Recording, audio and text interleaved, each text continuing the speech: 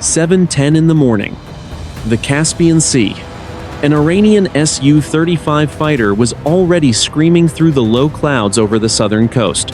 This was not a scheduled intercept. Major Abbas Rezaei felt the kick of the twin engines as he leveled off at 20,000 feet. His mission was simple but urgent. He was hunting a ghost. 2 minutes ago, the ground-controlled intercept station at Bandar-e-Anzali had detected a signal. It was not the usual electronic noise of a border patrol. It was something else. It was a frequency that should not exist. 100 miles to the north, a United States Air Force RC-135 Rivet joint cruised in a slow oval orbit. The aircraft was a flying laboratory of sensors and antennas. Its mission was routine surveillance of the regional electronic spectrum. But today, the routine had vanished.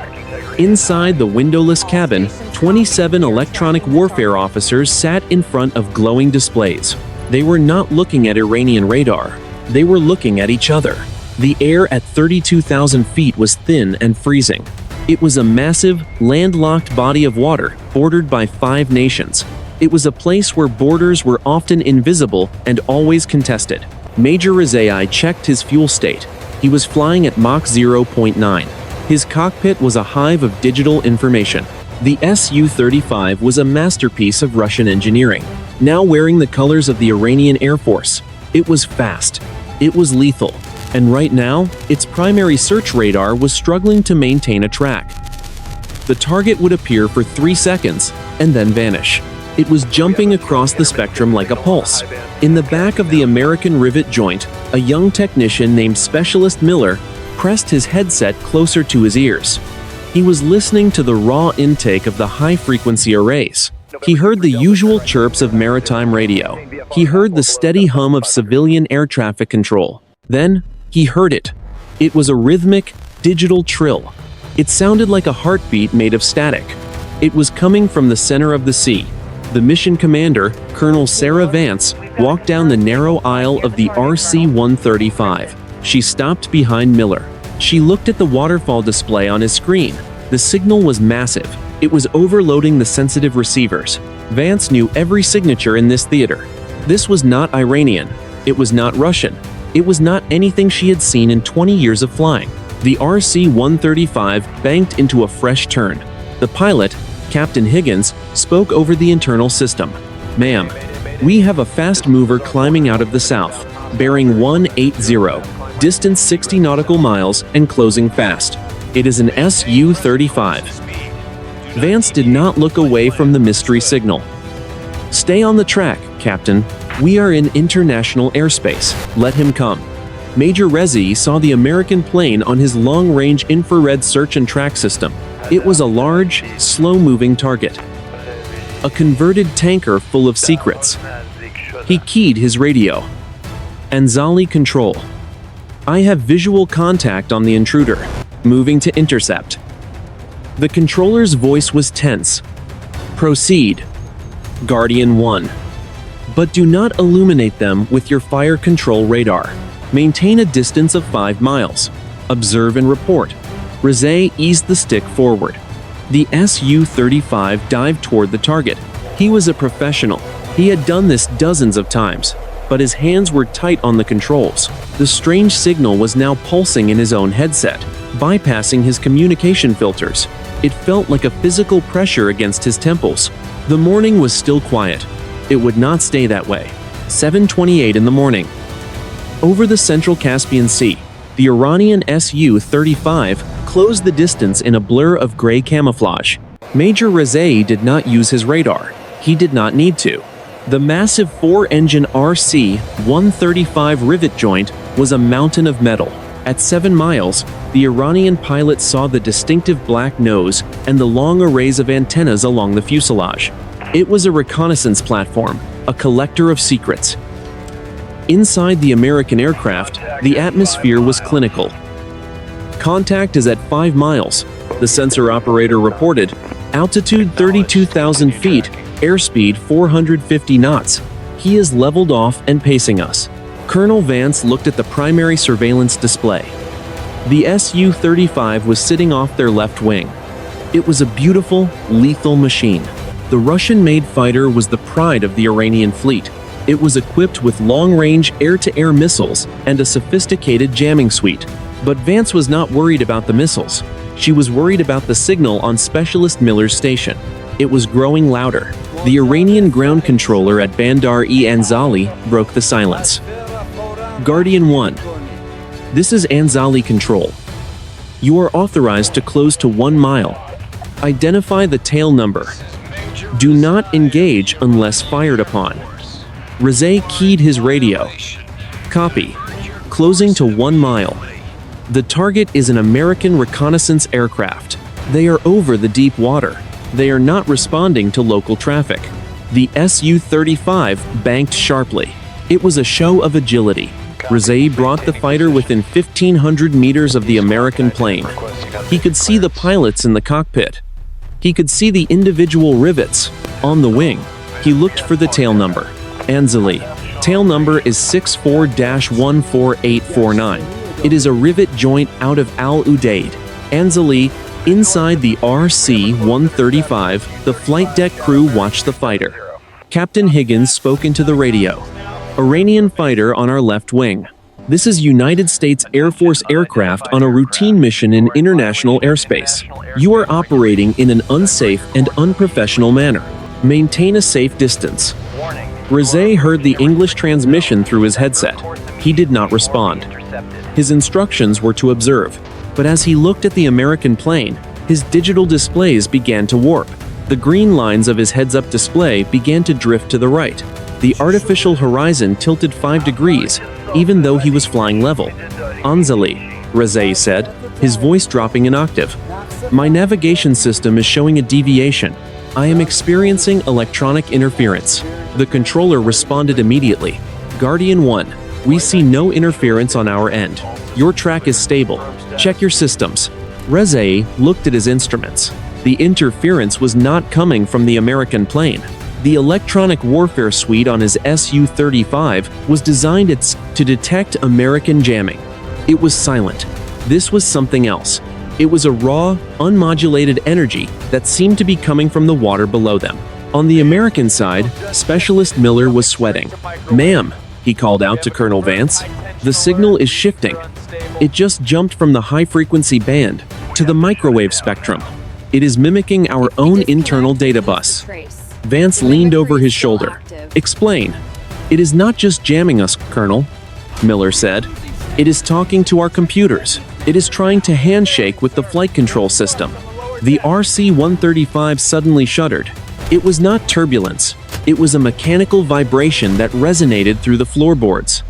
The autopilot disconnected with a sharp, digital chirp. Captain Higgins grabbed the yoke. I have the aircraft. Hand flying. My flight director just went black. Outside the window, the SU-35 was no longer pacing them. It was drifting. Major Rezaei was struggling with his own controls. The two aircraft, representatives of two global powers, were now tethered together by an invisible force they did not understand. The Iranian pilot looked down at the Caspian Sea. The dark water was churning in a perfect circle, 5 miles wide. Directly beneath them, there were no ships. There were no oil rigs. Only the water. 7:38 in the morning. The central Caspian Sea. Inside the American RC-135, the primary navigation display turned red. A warning tone pulsed in the pilot's headsets. Captain Higgins looked at his co-pilot. We just lost global positioning system. All 12 satellites dropped simultaneously. We are on inertial navigation only. Colonel Vance moved to the flight deck. Check the backup. Is it a localized jammer? The co-pilot responded. Negative. Our inertial navigation system is drifting. It is showing us 3 miles east of our actual position. The stars and the horizon do not match the data. The magnetic compass is spinning. The massive aircraft was effectively blind. In the back of the plane, the electronic warfare officers were seeing a total saturation of the spectrum. The mystery signal was no longer a trill. It was a roar. It was a wall of white noise that ignored every filter they possessed. 10 miles away, Major Rezaei was experiencing a different kind of crisis. His heads-up display was not just flickering, it was displaying gibberish. Cyrillic characters from the original Russian software were mixing with Farsi commands. The artificial intelligence of the SU-35 was failing. The Iranian pilot keyed his radio, but the frequency was filled with the same digital heartbeat. He tried the emergency guard channel. Anzali control. Do you read? I have a total system failure. I am flying manual, requesting permission to return to base. There was no answer. Only the sound of the sea in his ears. Rezaei looked out of his canopy. He saw the American plane. It was banked in a shallow, uncoordinated turn. He realized they were in the same situation. He reached for his throttle, but the engines did not respond to his inputs. They were locked at 90% power. The aircraft was accelerating. 7:42 in the morning. At the United States European Command in Germany, a bank of monitors went dark. The data link from the Rivet joint had vanished. General Marcus Thorne stared at the empty screen. What is the status of the RC-135? An officer looked up. We lost the satellite link, sir. Last known position was 200 miles north of the Iranian coast. They were being shadowed by a single SU-35. Thorne leaned over the table. Get a drone in the air. Get anything with a camera over that coordinate. If the Iranians are using a new wide-area jammer, we need to know now. 7:45 in the morning. The tension reached the command level in Tehran.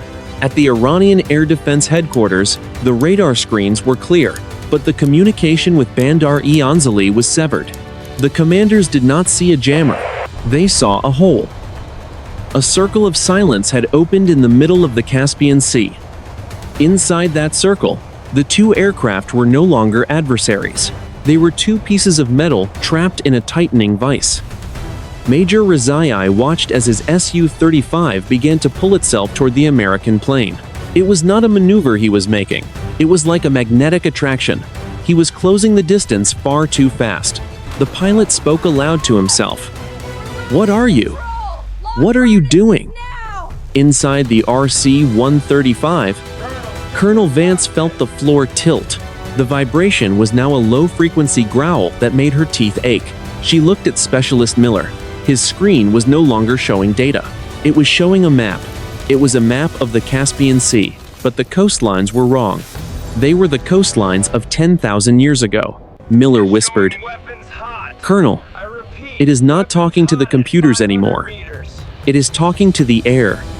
The SU-35 was now only 500 meters away. It was no longer shadowing them. It was hunting them. 7:48 in the morning. Over the central Caspian Sea, the Iranian fighter suddenly snapped to the right. It did not bank. It slid through the air as if pushed by an invisible hand.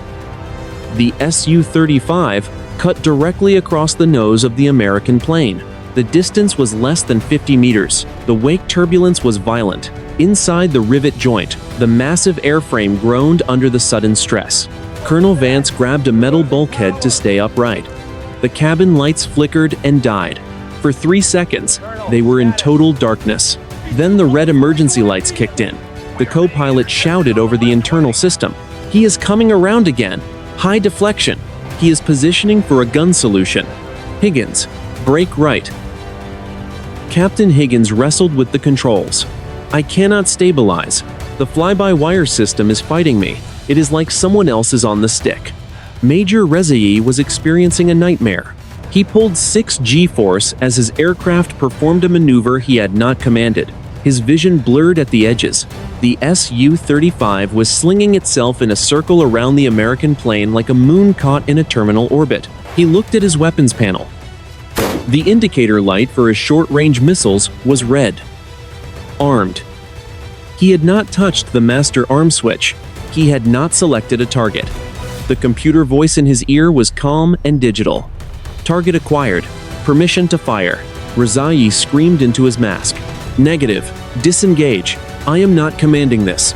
Anzali, my aircraft is autonomous. I have lost control. There was no response from the ground. Only the sound of his own heavy breathing. On his visor, a targeting reticle appeared. It was locked onto the center of the RC-135. It was not tracking the engines. It was tracking the section of the fuselage where Specialist Miller was sitting. 7:51 in the morning. The two aircraft were now locked in a lethal dance. They were 300 miles from the nearest land. They were alone. The rules of engagement for the United States Air Force were clear. If an adversary aircraft maneuvered aggressively and armed its weapons, it was considered a hostile act. The crew had the right to defend themselves. Captain Higgins looked at his primary threat display. A yellow diamond flashed over the Iranian fighter. "Ma'am, he has a hard lock on us. We are being targeted by his fire control radar." Colonel Vance felt the cold weight of the moment. She had no radio to call for base for instructions. She had no way to signal the Iranian pilot. She looked at the tactical coordinator. "Power up the infrared countermeasures. Prepare to launch chaff and flares. If those missiles leave the rail, we have 5 seconds to live." "Weapons are hot," the coordinator responded. "But Colonel, my system is reporting a secondary lock. Something else is painting us. It is not the SU-35. "Source?" Vance asked. "Directly below us," the operator said. From the water, the sky was no longer a clear morning blue. It was turning a bruised, electric purple. The cloud layer below them began to spiral in a perfect, clockwise motion. It looked like a hurricane forming in seconds. The air became thick with static. The hair on the back of Vance's neck stood up. Inside the Iranian cockpit, Rezaei saw his fuel gauge spinning toward zero. It was impossible. He had started the mission with a full load. He felt a sudden, intense heat coming from the floorboards of his jet. The two planes were being pulled toward a center that did not exist on any map. Both pilots were now passengers in their own cockpits. They were no longer fighting each other. They were fighting to stay in the air. The circle was closing. The rules of war no longer mattered. 7:55 in the morning, Central Caspian Sea. The situation moved from a crisis to a nightmare. On the American radar screen, a new contact appeared. It was moving at Mach 1.5. It was another SU-35. "Contact. Guardian 2 is entering the box," the sensor operator shouted. "He is coming in hot from the southeast. Bearing 130. Captain Higgins struggled with the yoke of the RC-135. The plane was heavy. It was sluggish. It was never meant to be in a dogfight. "They are grouping up on us. If the second one has a lock, we are done." 10 miles away, Captain Amir Davari, the pilot of the second Iranian fighter, searched the sky. He had been scrambled to assist Major Rezaei. His radio was also failing. He could hear only fragments of the ground controller's voice. He saw the American plane and Rezaei's fighter. They were flying in a tight, erratic circle. To Davari, it looked like a desperate engagement. He saw his wingman performing high-stress maneuvers. He saw the American plane banking toward Iranian airspace. Davari flipped his master arm switch. He did not wait for a command. He saw his leader in trouble. "Guardian 1. This is Guardian 2. I am behind you. I am clearing your tail." Major Rezaei tried to warn him. He pressed the transmit button with his thumb until it hurt. "Davari, abort. Do not engage. The aircraft is out of control. Stay away." His radio emitted only a high-pitched scream. To Davari, the transmission sounded like combat stress. 7:58 in the morning. The darkness began to creep into the glass cockpits. It was not a loss of power. It was a visual failure. On the American side, the colorful maps and radar sweeps began to dissolve into a shifting, oily blackness. It looked like ink flowing across the screens. Specialist Miller watched as his tactical data vanished. The darkness did not just erase the information, it replaced it with a void that seemed to suck the light out of the room. "We are blind," Miller said. His voice was a whisper. "The sensors are not being jammed, they are being deleted." Colonel Vance felt the air in the cabin grow cold. The temperature was dropping 10 degrees every minute. Ice began to form on the interior rivets. The rivet joint was now boxed in. Rezaei was on their left. Davari was closing from the right. The two fighters were, like predatory birds circling a wounded whale. 8 o'clock in the morning. The physical pressure on the aircraft increased. The SU-35, piloted by Rezaei, was now only 30 meters from the American wingtip. The two pilots could see each other clearly. Rezaei took his hands off the flight stick and held them up. He wanted the Americans to see. He wanted them to know he was not the one flying. Higgins saw the gesture. Colonel, the Iranian pilot, he has his hands up. He is not controlling that jet. Vance looked out the small observation port. She saw the Iranian major. She saw the terror in his eyes. Then she looked at the second fighter. Captain Davari was not holding up his hands. He was focused on his HUD. He was closing the distance to 3 miles, the optimal range for an infrared missile. Brake right, Vance commanded. Higgins, I do not care what the computer says. Put this plane on its side. I cannot, Higgins grunted. He was pulling the yoke with everything he had. It is locked. We are being steered. The 3 aircraft were now aligned in a perfect triangle. They were moving at 500 knots toward the center of the spiraling clouds. The darkness was no longer just on the screens. It was outside. A shadow was rising from the water. It was a pillar of absolute black that stretched from the sea to the clouds. It was miles wide. It was solid. It was silent. 8:02 to 2 in the morning. The weapons computers on all 3 aircraft reached a consensus. They were no longer waiting for human input. On the RC-135, the defensive systems powered up to maximum. On the 2 Iranian fighters, the missile seeker heads began to howl. They were all locked onto each other. They were all ready to fire. The electronic warfare suite on the Rivet joint sent a final burst of data toward the shadow. The reply was a single, crushing pulse of energy. The world inside the cockpits became a single, piercing note of sound. The pilots closed their eyes. The darkness was everywhere. 8:00 to 5 in the morning. The air pressure inside the RC-135 spiked. The altimeter spun. 32,000 feet, 34,000, 36,000. The massive plane was being sucked upward by an invisible vacuum. Captain Higgins fought the yoke with every ounce of his strength. His muscles screamed, I cannot hold it. The airframe is at the limit. We are going to stall. Colonel Vance looked out the side window. The metal of the wing was glowing. A soft, blue static danced over the rivets and the engine cowlings. It was St. Elmo's fire, but it was too bright. It was blinding. The red emergency lights in. The cabin faded as the blue glow intensified. In the back, Specialist Miller gripped his desk. The signal just went flatline. It is not a pulse anymore. It is a constant. We are inside the source. 8:00 to 5 in 30 seconds, inside the second SU-35, Captain Davari saw his glass cockpit turn a brilliant, sterile white. A single word appeared in the center of his visor. It was written in a script he did not recognize. It was not Farsi. It was not Russian. But he understood it perfectly. The word was engage. No, Davari shouted into his mask. He pulled his hand completely away from the throttle and the stick. He put his hands against the canopy glass to prove he was not touching the controls. It did not matter. The missile rail beneath his right wing vibrated. The locking lugs retracted with a mechanical clack. The rocket motor of an R-77 medium-range missile ignited with a deafening roar. The fighter bucked as the weapon departed the rail. The missile did not track the American plane.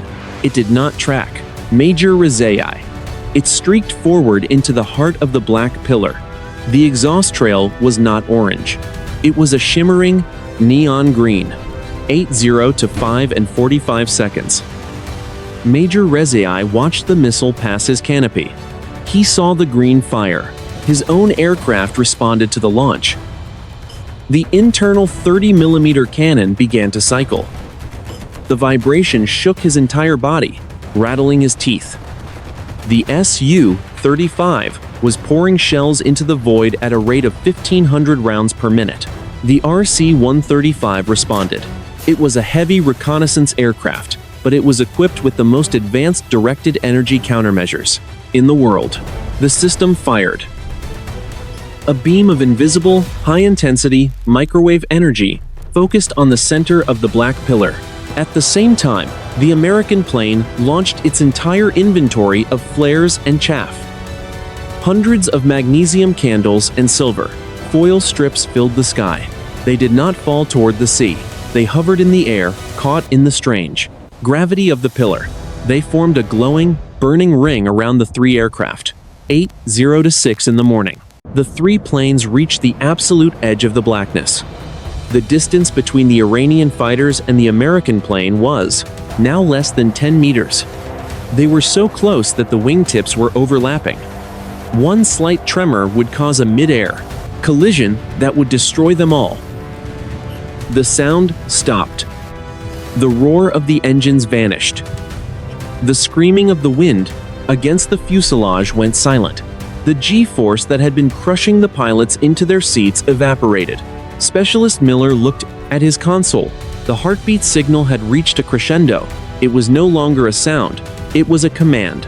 He felt it in his bones. He felt it in his thoughts. The American pilot looked to his left. He saw Major Rezaei. The Iranian pilot looked to his right. He saw Captain Higgins. They were three men from different worlds, flying the most advanced killing machines ever devised. They were staring at each other across a gap of only a few feet. The green missile was 1 second from impact with the center of the shadow. The world seemed to stretch. The light from the flares froze in midair. 8:0 to 7 in the morning. The green missile reached the center of the black pillar. There was no explosion. There was no flash of fire. Instead, there was a ripple. It looked like a stone dropped into a pool of mercury. The ripple expanded at the speed of light. It passed through the Iranian fighters. It passed through the American RC-135. Every digital system on all three aircraft died instantly. The glass cockpits did not flicker. They did not show error messages. They simply went black. The glowing green and blue displays became cold, dark mirrors. The fly-by-wire computers stopped calculating. The internal navigation systems went silent. The radios became dead weight. A note before continuing. This is a fictional military scenario created for narrative and analytical purposes only. It does not depict real events, real operations, or classified information. Inside the RC-135, the silence was terrifying. The constant hum of the electronics, the steady drone of the cooling fans, and the rhythmic digital chirps were gone. There was only the roar of the four engines and the whistle of the wind against the aluminum skin. The planes were still flying, but they were no longer smart. They were iron and fuel, held aloft by physics alone. Captain Higgins gripped the yoke. It felt heavy and dead in his hands. He spoke, his voice sounding small in the suddenly quiet cabin. "I have lost everything. No flight director. No airspeed indicator. No altimeter. The glass is dead." Colonel Vance stood behind him, her boots clicking on the metal floor. She looked at the small standby instruments on the center console. They were old-fashioned analog dials. They were the only things still moving. The steam gauges are working. "Higgins, look at the horizon. Use your eyes. We are hand-flying this bird." Higgins looked out the window. The black pillar was gone. The purple sky had faded. The Caspian Sea was visible again, appearing as a vast, flat mirror. But the two Iranian fighters were still there. They were drifting dangerously close. Without computer-aided stabilization, the aircraft were buffeted by the wake of one another. Major Rezaei, in his SU-35, felt a cold sweat on his neck. His aircraft was a manual beast now. He had no heads-up display. He had no targeting computer. The sophisticated Russian radar that had cost millions of dollars was now just a collection of silicon and wire. He looked to his left. He saw the massive wing of the American plane. It was only 5 meters away. He could see the individual rivets. He could see the face of the American co-pilot. The American co-pilot was staring at him. He held up a hand. He pointed down. Rezaei understood. They needed to descend. They needed to get away from each other before a gust of wind caused a mid-air collision. He eased the stick forward. The SU-35 responded sluggishly. It was like driving a heavy truck with no power steering on a patch of ice. Captain Devari, in the second fighter, was in a state of near panic. He was younger than Rezaei. He had spent his entire career flying, with digital assists and fly-by-wire protection. He saw his wingman diving. He saw the American plane banking. He did not know his airspeed. He did not know his altitude. He looked at his mechanical altimeter. The needle was spinning as they lost pressure. Guardian 1. This is Guardian 2, Devari shouted. Then he realized his radio was dead. He was alone in a metal box. At 36,000 feet, he was a passenger in a falling kite. The three aircraft were now falling out of the sky, in a loose, chaotic formation. They were no longer the most advanced weapons in the world. They were just gliders with engines. They were representatives of two global powers that were now completely disconnected from their command structures. Beneath them, the water of the Caspian Sea was perfectly still.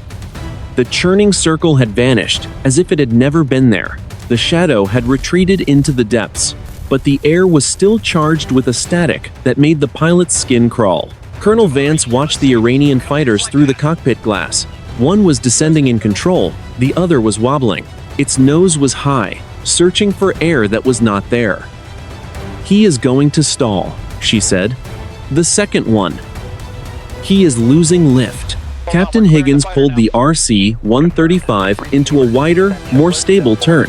"I am trying to give them space, but I cannot see my trim. I am flying by feel and the seat of my pants."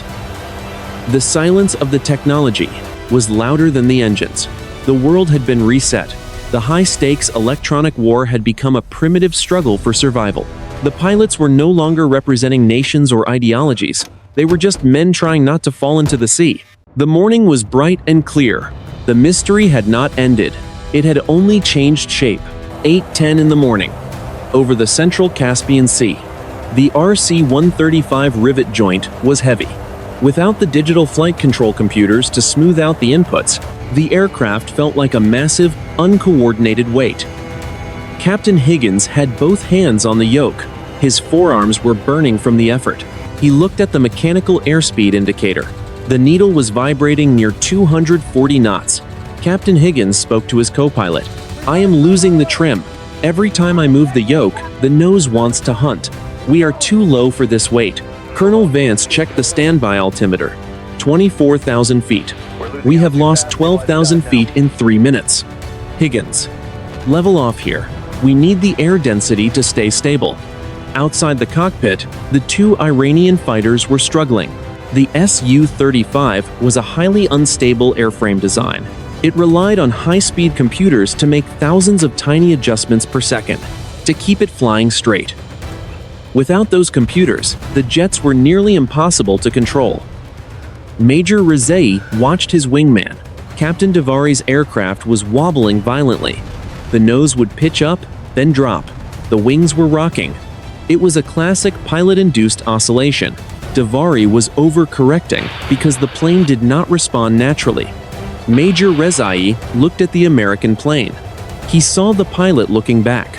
There was only a shared understanding of gravity. Major Rezaei used his left hand to make a steadying motion. He moved his hands slowly up and down, signaling Devari to relax his grip on the stick. 8:12 in the morning. The second Iranian fighter stabilized slightly, but it was still dangerously close to the American wing. The three aircraft were falling through 20,000 feet. The air was getting thicker. The engines were still running, but the throttles were unresponsive. They were stuck at a mid-range power setting. It was enough to keep them in the air, but not enough to climb. Inside the RC-135, Specialist Miller was staring at his dead screens. The blackness was not lifting. He looked at his watch. It was a mechanical diver's watch. The second hand was moving normally. Miller called out to the colonel. "Ma'am, my watch is working. The mechanical systems are fine. This is not a magnetic pulse. An EMP would have fried the watch movement if it was electronic. This is something that is only targeting the silicon. It is targeting the processing logic." Vance did not look back. "Whatever it is still here. Look at the water." Below them, the Caspian Sea was no longer dark. A pale, bioluminescent glow was spreading beneath the surface. It was not coming from a single point. It was an area of light the size of a city. It was moving. It was pacing the aircraft from beneath the waves. 8:15 in the morning. Major Rezaei saw the glow. He felt a sudden surge of electricity through his flight suit. It was a tingling sensation, like hundreds of needles pressing against his skin. He looked at his glove. Small, blue sparks were jumping between his fingers and the control stick. He looked at Devari. The younger pilot was pointing down at the water. His canopy was fogging up from the rapid descent into warmer, more humid air. On the American flight deck, the standby radio crackled. It was not a transmission from the ground. It was a voice. It was a voice that sounded like 1,000 people speaking at once, layered and distorted. The voice spoke a single sentence. "The balance is restored." Then, the blue glow from the water surged upward. A beam of light, solid as a pillar, shot from the sea into the center of the three aircraft. It did not hit them. It passed through the space between them. The vibration stopped. The heaviness in the controls vanished. The pilots felt a moment of total weightlessness. For 3 seconds, the law of gravity seemed to be suspended. They were suspended in a void of pure, white light. The silence was absolute. 8:18 in the morning. The light vanished as quickly as it had arrived. The white void collapsed back into the sea. Inside the American RC-135, the digital systems did not just reboot. They surged. Every screen on the flight deck flashed with a violent, neon green light before settling into a steady, crystalline glow. The resolution was higher than it had ever been. The data was moving faster than the hardware should allow. Colonel Vance blinked away the spots in her vision. Higgins, status. The pilot was staring at his primary flight display. "Everything is back, ma'am, but the data is impossible.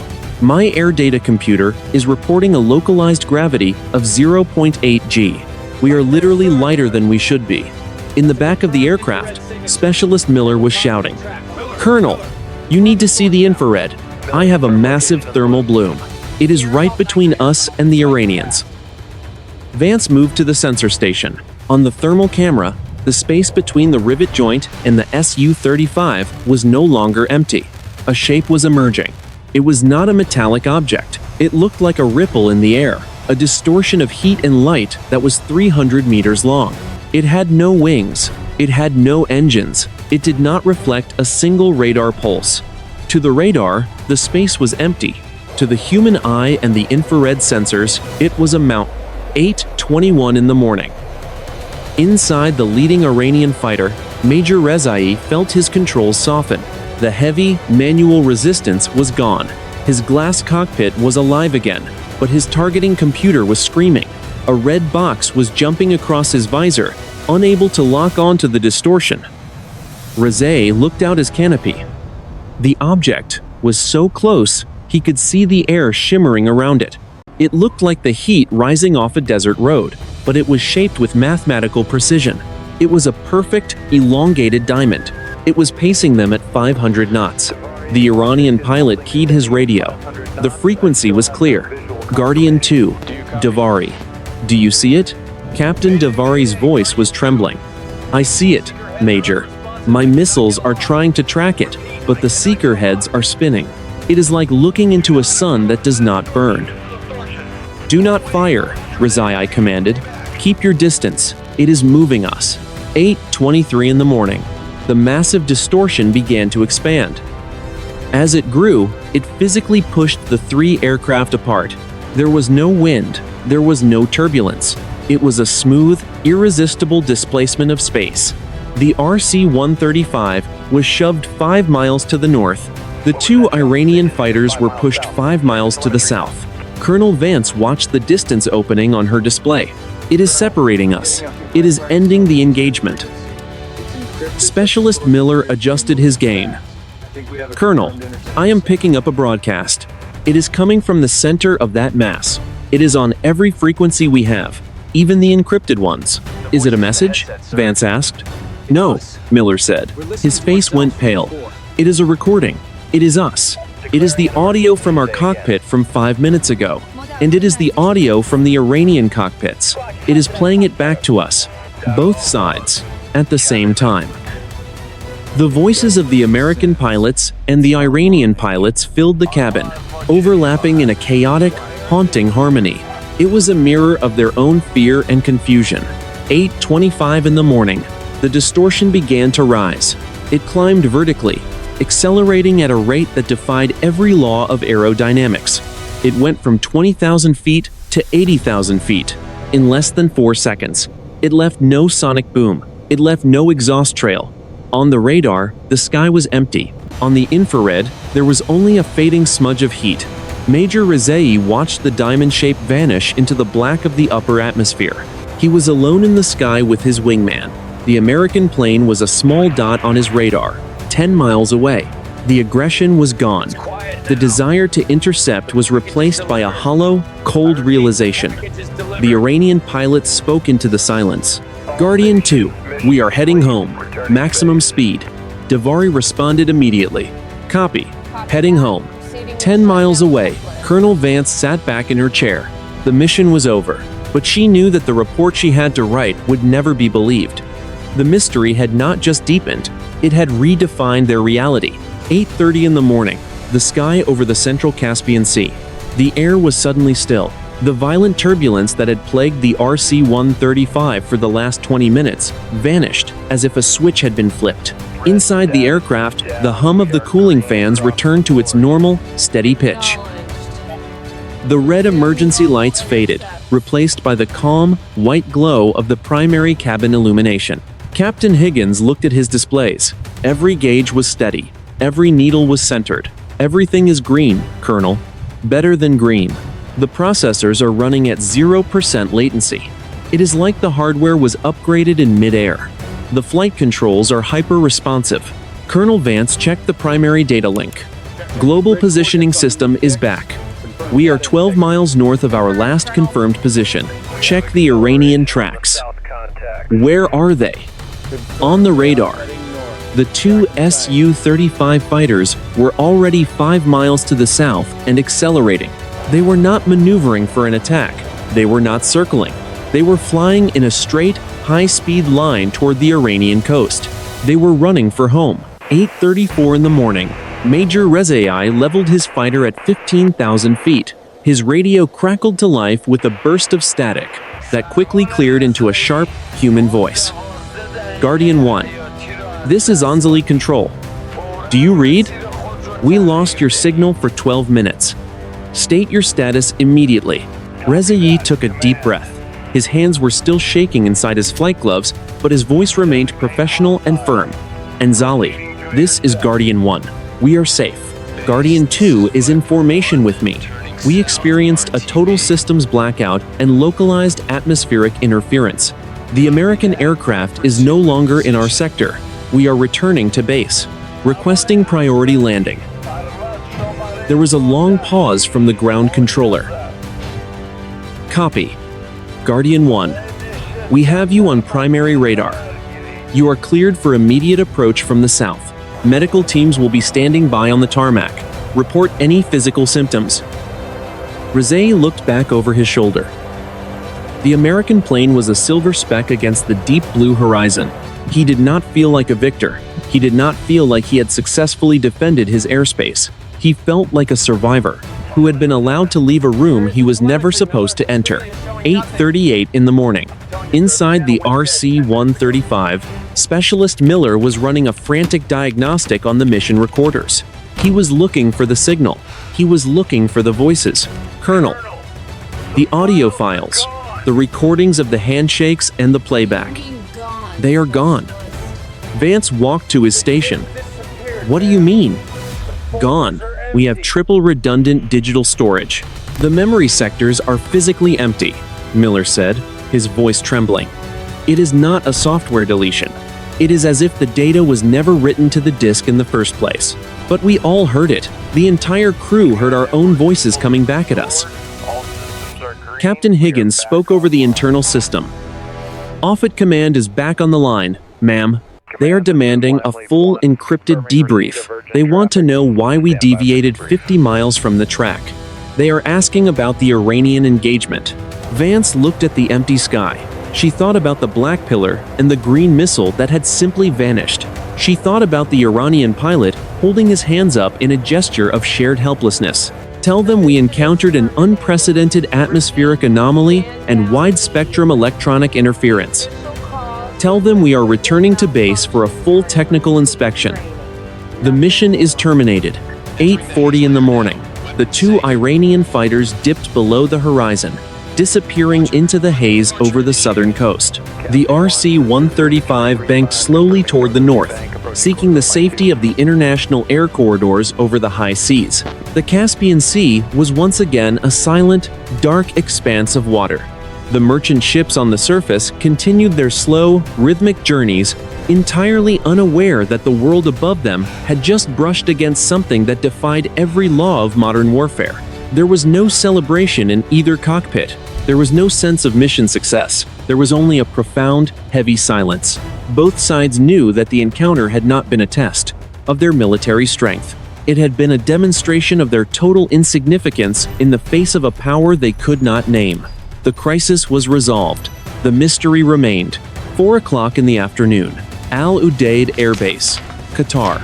Colonel Sarah Vance sat in a windowless room, the air conditioning humming a steady, clinical note. In front of her was a panel of 6 officers from the National Security Agency and Air Force Intelligence. They had been questioning her for 4 hours. On the table between them was the flight data recorder from the RC-135. It was a solid block of orange-painted metal that contained the only physical evidence of what had happened over the Caspian Sea. One of the analysts, a man in a civilian suit, leaned forward. "Colonel, you are telling us that for 12 minutes, your aircraft operated without a functioning digital flight control system. You are also claiming that the hardware was modified in flight. Our technicians have just finished a preliminary inspection. They found that every microchip in the main processing unit has been restructured at the atomic level. The silicon is no longer silicon. It is a material we cannot identify." Vance looked him in the eye. "I am telling you what happened. We were not flying the plane. The plane was being managed by an external source. When the systems came back, they were more efficient. My pilot reported 0 latency. My electronic warfare officer reported that his sensors were picking up frequencies that should be physically impossible to detect with our antennas. And the Iranian fighters?" the analyst asked. "They were in the same situation," Vance said. "We saw the pilot, Major Rezaei. He signaled us. He was as helpless as we were. Whatever intervened did not take sides. It neutralized the threat to both of us." 7 o'clock in the evening. Tehran, Iran. Major Abbas Rezaei stood in a similarly sterile room at the headquarters of the Islamic Revolutionary Guard Corps. He was still wearing his flight suit. His eyes were bloodshot from exhaustion. Across from him sat 3 high-ranking generals and a scientist from the Defense Ministry. The scientist held up a printout of the SU-35's engine telemetry. "Major, your fuel consumption during the final 10 minutes of the flight was 0. Your engines were running. Your thrust was constant at Mach 0.9.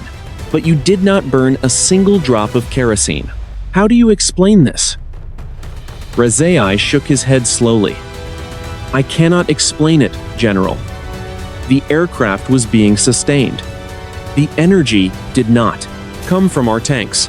It came from the atmosphere, the blue light. It was like being inside a giant battery. The plane was a conductor, not a machine." The oldest general narrowed his eyes. Why? "You were within 3 miles of an American reconnaissance plane during a total communications blackout. Weapons lock. Why did you not fire?" "I did fire," Rezaei said, his voice dropping. "Captain Davari fired as well. We saw the missiles leave the rails, but they did not hit anything. They were consumed by the shadow. The shadow did not just stop the missiles, it erased the intent to kill. When the light hit us, the desire to fight was gone. There was only the desire to survive." 48 hours later. Washington, District of Columbia. In a secure room beneath the Pentagon, a group of strategic analysts looked at a satellite image of the central Caspian Sea. The water was calm. There was no trace of the black pillar, no debris from the missiles, no evidence of a struggle. "We have a problem," a general said, tapping the screen. "Both we and the Iranians have reached the same conclusion. This was not a weapon test by a rival nation. No human technology can restructure silicon or negate gravity. We have had 14 similar reports from pilots in the last 6 months. All of them near deep water. All of them involving near-combat escalations between rival powers." An intelligence officer looked up from his tablet. "Are you saying it is an intervention?" "I am saying that whenever we get too close to a flashpoint, whenever we are about to pull the trigger on a conflict that could escalate into a global war, something appears. Something stops the clock." It did not just save that RC-135. It saved the region from a war that would have started the moment those fighters crashed. The general paused, looking at the silent image of the sea. "We are no longer the most advanced players in this theater. We are being managed. And the most terrifying part is that we do not know if they are protecting us or if they are simply protecting the planet from us." The files were marked as top secret. The mission was officially recorded as a rare atmospheric phenomenon, but in the flight logs of 2 rival nations, the truth remained. 5:15 in the evening. 3 days after the encounter. The tactical aftermath of the Caspian Shadow incident remained invisible to the public. There were no news reports of a near collision. There were no diplomatic protests. Instead, there was a sudden and uncharacteristic silence from both Washington and Tehran. The usual rhetoric regarding maritime borders and surveillance flights stopped. In the intelligence circles of both nations, a new term began to circulate: the neutralization. It was not a defeat. It was not a victory. It was a forced pause. In a quiet office in Virginia, an analyst closed a thick folder. The contents were terrifying. The data showed that the darkness had not just affected the aircraft. It had briefly altered the fundamental physics of the region. For 12 minutes, the laws of gravity and electromagnetism had been suspended or rewritten. The analyst spoke to a colleague. "We spent 50 years building the perfect weapons. We spent billions on stealth and high-speed processing. We thought we had mastered the sky, but we were just children playing with matches in a room full of gunpowder, and someone just took the matches away." 5:45 in the evening. A different office in Tehran. A senior commander looked at a map of the Caspian Sea. He remembered the reports from Major Rezaei. He remembered the description of the blue light and the feeling of weightlessness. He knew that his pilots were some of the best in the world, but he also knew that their skill had nothing to do with their survival. The commander turned to his aide. "Do we have any new contacts in the southern sector?" "Nothing, General," the aide replied. "The sky is clear. The American planes are staying well within the international corridors. Our patrols are maintaining a 10-mile buffer." "Good," the general said. "Keep it that way. We are not alone in that sea, and whatever is there is not interested in our politics." Modern warfare is built on the foundation of technical superiority. We believe that the side with the fastest computer and the most accurate missile will always win.